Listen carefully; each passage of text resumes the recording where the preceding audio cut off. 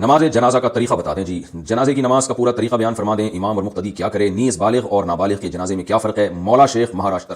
بھائی نماز جنازہ کا طریقہ بہت آسان ہے۔ نماز جنازہ میں 4 تکبیریں فرض ہیں، یعنی اگر کسی کو کچھ بھی نہ آتا ہو جنازے میں، امام نے جب اللہ اکبر کہا تو یہ بھی اللہ اکبر کہے، امام نے جب دوسری دفعہ اللہ اکبر کہا تو یہ بھی اللہ اکبر کہے، جب امام نے تیسری دفعہ اللہ اکبر کہا تو یہ تیسری دفعہ کہے، امام جب چوتھی مرتبہ اللہ اکبر کہے تو یہ چوتھی مرتبہ اللہ اکبر کہہ دے، اور امام جب سلام پھیرے تو یہ بھی سلام پھیر دے، تو یہ جنازہ ہو گیا۔ چاہے کوئی بھی دعا نہ پڑھی جائے، فرض ادا ہو جاتا ہے۔ البتہ طریقہ یہ نہیں ہے، مسنون طریقے پر جنازہ پڑھنا چاہیے۔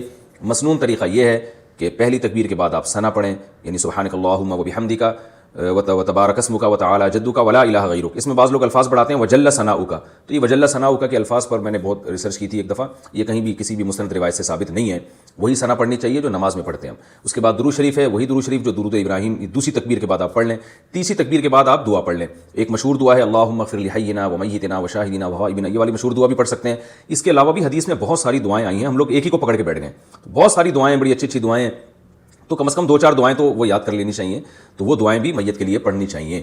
اور اگر کوئی سورہ فاتحہ کو بطور دعا کے کبھی کبھار پڑھ لے تو یہ بھی جائز ہے، حدیث سے ثابت ہے۔ تو یہی احناف کا اور دوسرے ائمہ کا اختلاف ہے، وہ سورہ فاتحہ کو نماز جنازہ میں لازم سمجھتے ہیں اور بطور قرات کے سمجھتے ہیں، جبکہ نماز جنازہ تو ایک محض دعا ہے، اس کا وہ ارکان نہیں ہے جو نماز میں جس طرح سے دوسرے ارکان ہوتے ہیں، رکوع سجدہ، یہ چیزیں نہیں ہیں۔ تو اس طرح اس میں سورہ فاتحہ بطور دعا کے پڑھی جا سکتی ہے، بطور تلاوت کے، بطور قرات کے نہیں پڑھی جا سکتی۔